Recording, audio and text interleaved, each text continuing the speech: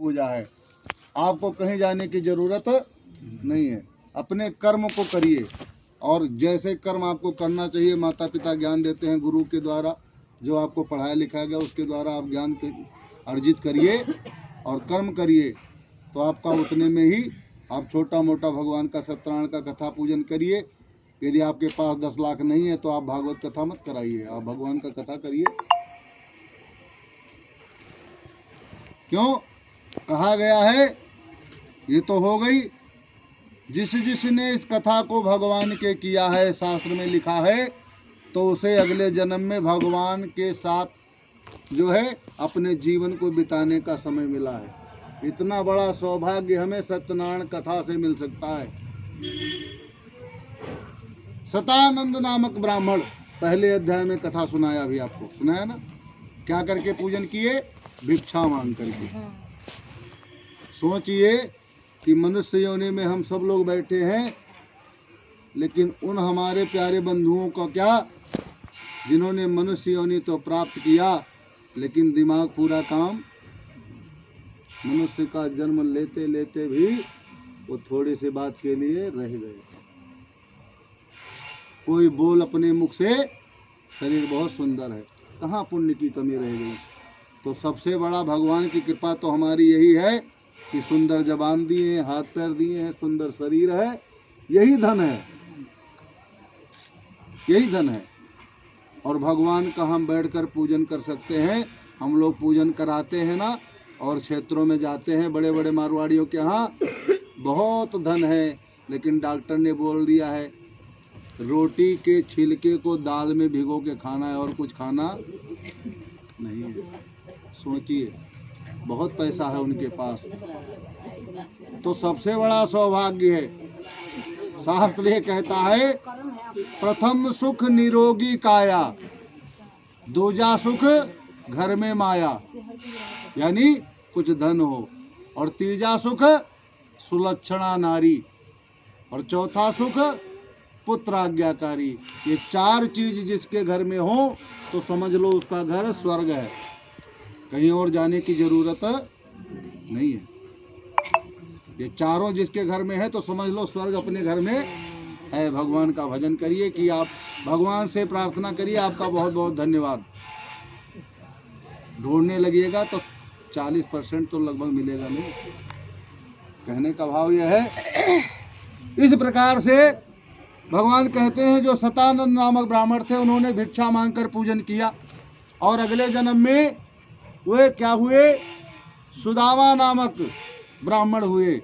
और मित्रता किससे हुई, किसे, कृष्ण भगवान से। अब सत्यनारायण कथा का इतना बड़ा पुण्य है कि अगर हम नियम से इसको भगवान को करें तो कोई करोड़ रुपया खर्च नहीं होता। और नियम से देखो, पूजन कोई चाहे बड़ा करिए चाहे छोटा करिए, नित्य क्रिया कुछ भी करिए, लेकिन नियम उसमें आवश्यक है। आप चाहे सोमवार का व्रत करते हैं, उसमें भी नियम जरूरी है। नियम से करिएगा, संयम से करिएगा, उसके अनुसार करिएगा, तभी उसका पूर्ण रूप से फल मिलेगा। तो सतानंद नामक ब्राह्मण ने, गरीब थे, कोई करोड़पति नहीं थे, लेकिन भिक्षा मांगकर भगवान का पूजन किया। भगवान ने धन दान दिया, और थोड़ा थोड़ा पूजन करके उन्होंने में अंत में वह अगले जन्म में जब भगवान नारायण कृष्ण के रूप में आए तो सुदामा नामक ब्राह्मण हुए। भगवान के साथ भक्ति करके उन्होंने मोक्ष को प्राप्त किया। लकड़हारा भील, जिसने लकड़ी बेचकर पूजन किया, अगले जन्म में जब नारायण राम के रूप में आए त्रेता युग में, तो यह गुह नामक निषाद राजा हुआ श्रृंगबेरपुर का।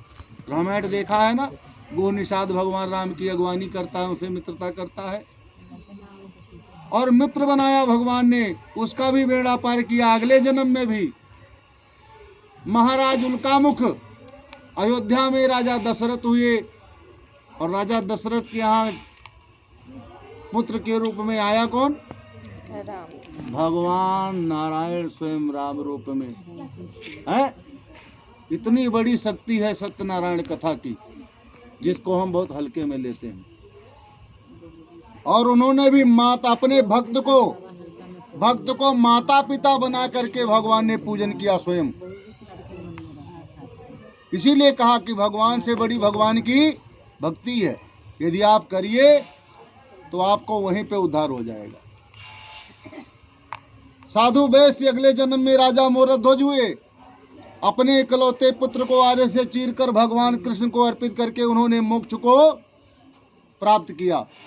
महाराज त्वंगद स्वयं भी मनु हुए और मनु से ही सृष्टि उत्पन्न हुई और अनेक लोगों को भगवान की भक्ति में लीन कर उन्होंने मोक्ष को प्राप्त किया। जंगल में गाय चराने वाले ग्वालवाल जो खेल खेल में पूजन करते थे, जब भगवान कृष्ण के रूप में आए, नारायण भगवान कृष्ण के रूप में, तो जितने गाय चराने वाले ग्वालवाल थे वे ब्रज मंडल में निवास करने वाले गोप के रूप में पैदा हुए और भगवान ने वास्तव में उनके साथ स्वयं गैया चराई। इतनी बड़ी उपलब्धि है सत्यनारायण कथा का, इतना महत्व है। और रास क्रीड़ा करके अनेक लोगों को अनेक सुख भोग करके अंत में उन्होंने भी मोक्ष को प्राप्त किया। बोलिए सत्यनारायण भगवान की जय। चलो रख दो भैया, लो होन करो, बहुत परेशान हो गए सब लोग।